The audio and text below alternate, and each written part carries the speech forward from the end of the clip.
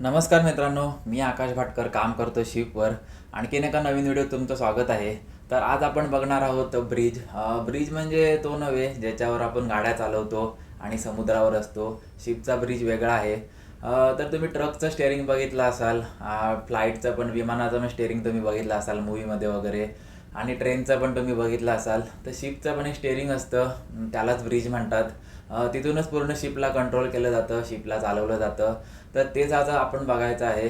चला तर मग जाऊया ब्रिजवर. तर हा आहे आपल्या शिपचा ब्रिज. ब्रिज शिपच्या सगळ्यात टॉपला असतो, जेणेकरून शिपच्या चारी बाजूचं आपल्याला नीट आणि क्लिअर दिसावं.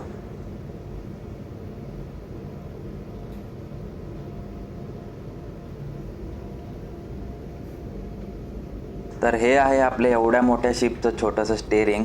कारच्या स्टेअरिंगपेक्षा पण हे छोटं आहे. पूर्वीच्या काळी मोठी मोठी स्टेअरिंग यायची, पण आता ही अशी छोटी स्टेअरिंगच असतात.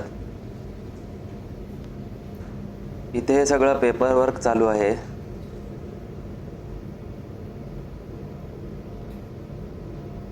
तर हा आहे एक डिश. आपण घरी गुगल मॅप वापरतो, तर गुगल मॅप जे काम करतो तेच काम हा एक डिश करतो. आपण जेव्हा रोडने ट्रॅव्हल करतो त्यावेळी वेगवेगळ्या ठिकाणांचे बोर्ड आपल्याला लावलेले दिसतात, पण समुद्रात असा कुठलाच बोर्ड लावलेला दिसत नाही. त्याच्यामुळे आपल्याला योग्य लोकेशनवर पोहोचवण्यासाठी हा एक डिश मदत करतो. आणि हा आहे रडार. याच्यावर आपल्याला आपल्या शिपच्या आजूबाजूला किती शिप आहेत, त्या किती जवळ आहेत, तसेच शिपच्या आजूबाजूला कुठला खडक आहे किंवा कुठलाही शिपच्या आजूबाजूला ऑब्जेक्ट असेल तो याच्यावरती दिसतो. त्याच्यामुळे अपघात होण्याची शक्यता कमी होते.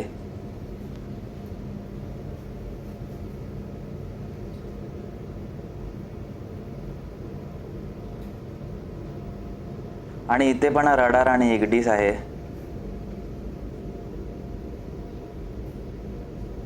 आणि बाजूलाही खूप सारी बटणं आहेत. याच्याबद्दल मला पण एवढी काय आयडिया नाही आहे.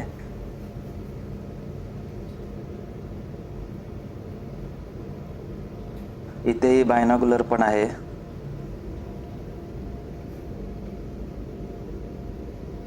आणि हा आहे जायरो कंपास. याच्यावरून आपल्याला ईस्ट, वेस्ट, नॉर्थ, साऊथ या सर्व डायरेक्शन समजतात. आणि हे आहे एम-ए-बेचअप इक्विपमेंट. याच्यावरून आपण आपली शिप अडचणीत असताना कोस्टगार्डकडे हेल्प मागण्यासाठी सिग्नल पाठवू शकतो. आणि बाहेर सर्व CCTV कॅमेरे लावलेले आहेत, त्याच्यामुळे डेकवरच्या सगळ्या ॲक्टिव्हिटीज इथे ब्रिजवरती दिसतात. आणि इथे वरती आहे शिपचं स्पीड, शिपचा RPM, weather, wind speed, clock, हे सगळे मीटर लावलेले आहेत. आणि ही आहे PA सिस्टीम. शिपवर जर कुठली सूचना द्यायची असेल तर इथूनच दिली जाते.